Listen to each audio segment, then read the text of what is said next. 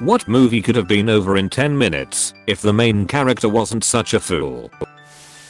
The Ring Girl 1. Hey, do you wanna watch the tape that kills you in 7 days? Girl 2. No thanks. No thanks. Let's watch the tape that kills you in 3 days instead.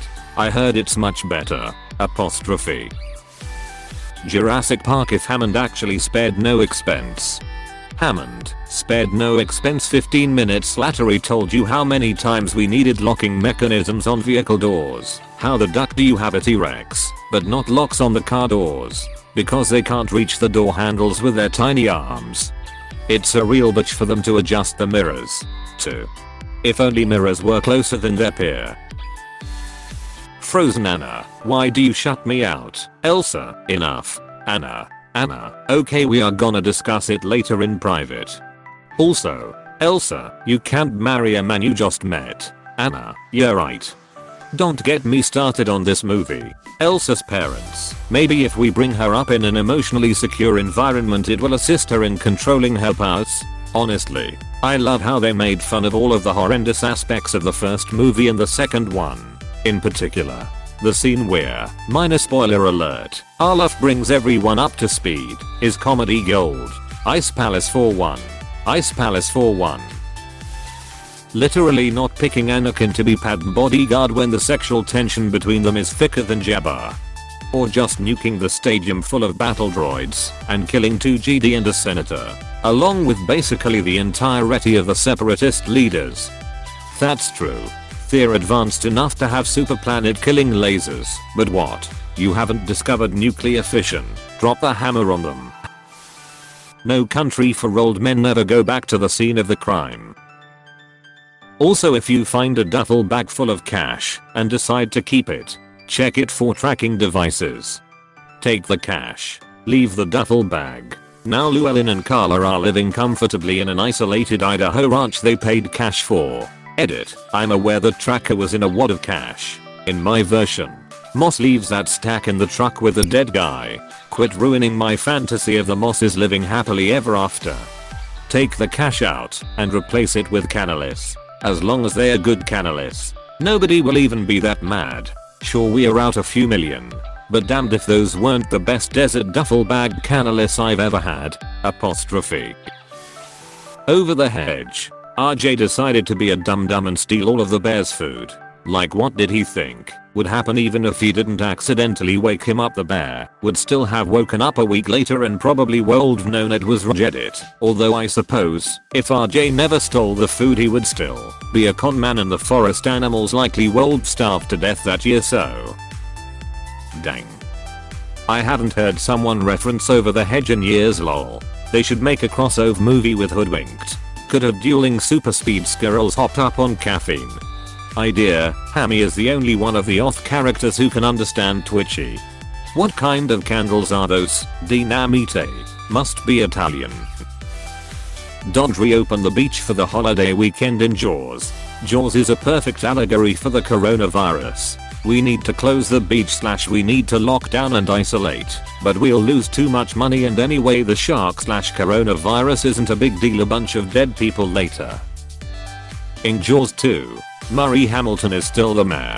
That guy ducked up the beaches in Jaws 1 and is still mayor in the second one. It's that sweet nautical sport coat.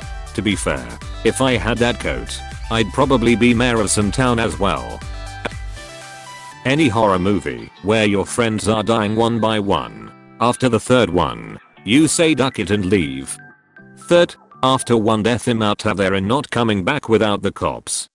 I would too. But some people don't have common sense. They wait until the I can't believe this is happening to decide to run. Star Wars Episode 1. Not exactly 10 minutes. But, Padme could have bought Anakin's mom and he would have probably never turned to the dark side. Republic credits may not be worth much on Tatooine, but I'm sure one of her jewel encrusted headdresses is. Or if anyone had asked Anakin how he was doing and if he wanted to talk. But the story of the prequels is essentially the old GD was stupid and kinda deserved it. Apostrophe. Aladdin. If Jafar would have just paid Aladdin what he promised him instead of betraying him at the cave, He would have had the lamp and become King be mighty powerful. Aladdin just wanted his money in return for the lamp. For real. It's not like Aladdin would have been able to do anything about Jafar using the lamp. Right? But no. Jafar is the basest sort of villain. He's a lowly troll. He simply cannot resist an opportunity to screw someone over for his own sadistic amusement, even when it is directly counterproductive. He wasted time trying to get Aladdin to give up his only leverage, when he could have just pulled the man up and completed the deal. I guess you could argue that Jafar didn't want any witnesses, but A, he was wearing a disguise and Aladdin didn't know who he was. B, who the duck would have believed Aladdin if he'd come forward, and C, he literally would have had command of a genie, so he shouldn't have needed to worry about those kind of small problems anyway. So I have to agree that yeah, he just wanted to screw someone over for the sake of screwing him over. I want to see this movie. Now, I mean, when Genie first came out of the lamp, he seemed to be expecting a master more like Jafar than Aladdin. Would have been interesting to see Robin Williams playing an evil genie, who eventually gets turned good when Aladdin steals the lamp and befriends him. Cars. If Lightning McQueen listened to his crew and changed his tires as ordered, link B/5K Sutab 04 T equals 30, he could have won the race. Or if he'd have let Mac go to bed, maybe the back hatch wouldn't have been opened, unchecked, etc. Or if he hadn't have been speeding like the little daredevil he is, he might have gotten to the second race, maybe knowing this time why tires are important. Or if the cars weren't even cars. Look, Cars to me falls under Bellisario's principle. Some movies don't have to make sense to be enjoyable. I think it makes sense. It's just that the main character is an arrogant buffoon. It's the entire point of the movie, to force him into a sink or swim situation where he must grow. Edit. This whole thing has caused me to want to rewatch the entire series. Goodbye. 6 hours of my life. I will go to the mat for Cars every time. A movie made for 6-year-olds about impulse control, listening to your elders and respecting history, not because of age, but because they earned it by being in the same situation. Friendship across class boundaries, the impermanence of the world around us. Lightning McQueen races 3 times in that movie, loses each time. It's not whether you win or lose, it's how you love. Yes, the movie would have finished in 4 minutes if McQueen had common sense, but he wouldn't have learned anything if he was smart. Not a movie, but Breaking Bad would have worked out much better for Walt if he had just swallowed his pride and allowed his old friend to pay for his cancer treatment. I know, right? My rich friend will pay for everything and all I have to do is play Candy Crush and eat Pop-Tarts, but you know what, I'm going to make drugs and kill people instead. Or let my rich friend pay for everything and still make drugs and kill people. Best of both worlds. Reservoir Dogs, I dunno, Joe. This heist seems kinda risky and dangerous. Yeah, I'm not actually sure everyone in this crew is on the up and up. It's off. Hey, we are all good friends and well-known criminal operatives that seem to have all known each other for quite a while, if only by reputation. Except for this one guy. Yeah, let's not bring him. Duck it, just kill him. He already heard us talk about it. Mr. Orange, you glad you brought the undercover cop? Any movie where the main character says there's no time to explain. This made me think of Princess Bride. Let me explain. No, there is too much. Let me sum up. Such a good movie. I suppose a summation is good enough. I first watched that film last month. I definitely regret not seeing it sooner, as it was a great time from start to finish. John Wick. If Theon would have just killed John, considering they ducked Hannah pretty bad, not only would we not have gotten 3 movies, but Theon would be known as the person who killed Baba Yaga. Being the son of a crime lord and worldwide recognition for killing the most famous assassin on the planet would make the Tarasov family untouchable. Hi. Is the car for sale? No. Where did you buy it? I'm a mobster's son with a literal bottomless checkbook. Murray's Classic Vehicles. Drop my name John Wick, and they'll give you a good deal. Hey. Thanks. Murray's Classic Vehicles. Drop my name John Wick, and they'll give you a good deal. Oh, my family knows Murray and we do business. I see we work in the same circles, and it would be foolish of me to attack someone who has ties to my family's shop. The person who manages it, and quite possibly my family. Now, like a smart and calculating crime heir, I'll take my leave. Good day to you, sir. Apostrophe. That's one of those character traits in basically every story with an heir to a powerful family. Though, they lack all the stuff that let their parents succeed. All the lessons they learned when they were young to run their empire correctly. Instead they're decadent pricks. Because they never had to develop the hard skills their parent did. It works well, because it's a pretty true to life historical trope. Look at the famous example of wise Emperor Aurelius and his hedonistic son Commodus. Or all the times European nations alternated between competent kings and their idiotic heirs. It's often said that the grandfather builds the business, or fortune. The father grows it, and the son squanders it. Batman Begins. The Waynes shouldn't have left through the side exit of the theater. Just call Alfred and wait out front.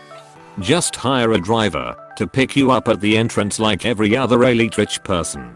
Dad, just book an Uber? Whoa, this is a flashback.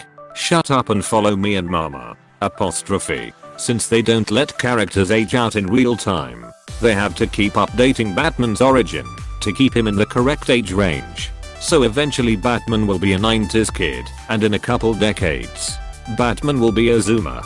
The idea of Zoomer Batman hurts me. Imagine little Bruce whipping out an iPhone to take a video of the robber.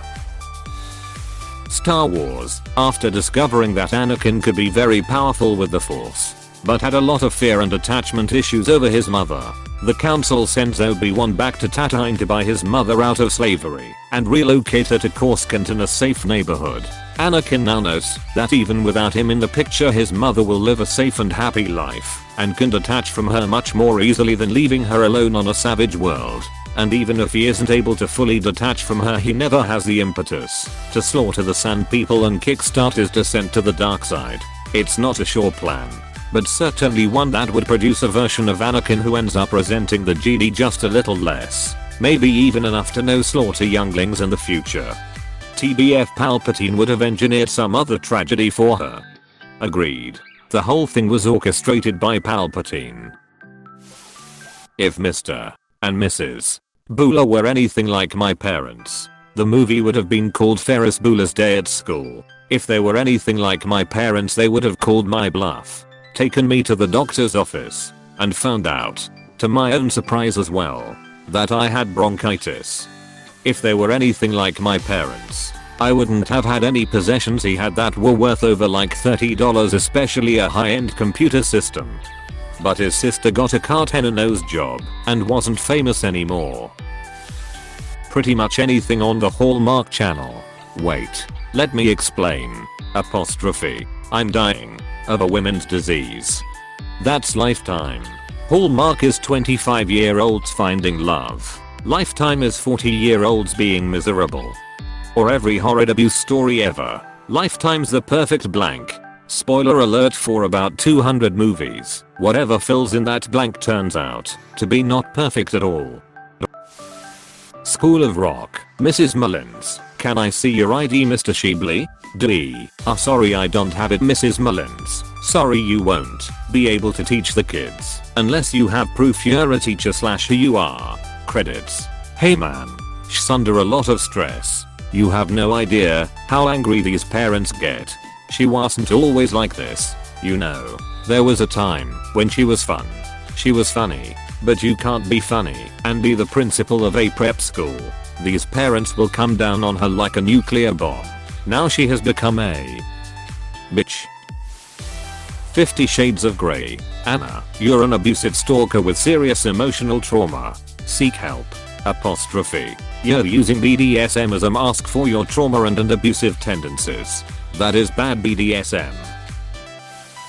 Please. Lightning McQueen. Change your tires in this pit stop. Okay, tires were old and had blown in the last lap and he would have won, as he was comfortably leading the race. No need for a tiebreaker race. I'm not sure if he could have. The only reason he had a lead was for not stopping to change tires. A much more real one would be to just let Mac rest. He didn't change tires several times. He could've changed tires once. Emperor's New Groove Isma originally says that she could just turn him into a flea, put that flea in a box, put that box into another box, and eventually send it to herself so she could smash it with a hammer. Then she says to save on postage, she'll just use poison, which ends up not being poison. Even if she went with the original plan, he'd be a flea, and, for all intents and purposes, out of the picture pretty instantly. Isma ducked herself trying to save like a quarter. Or if Cusco wasn't a fool and saw past Isma, or wasn't an asshole to everyone, which helped push the whole let's get rid of him mentality. I feel like the job of Emperor is sort of like asshole to everyone. Sure, but destroying a village to make a water park is going too far. Forget movies. How I Met Your Mother took 9 years. A 5-minute story. Kids, I was at a wedding, and your mom was the bass player. The end. And that wedding, Aunt Robin's. I would like to bang her again. Is that cool with you guys? Isn't this also serendipitous? Also, I spent the majority of her wedding just moping about the fact that she isn't marrying me either. Oh, and I also admitted I was leaving the state because my best friend married her. Mars Hall's my best friend. Hey, thanks for watching, and don't forget to subscribe.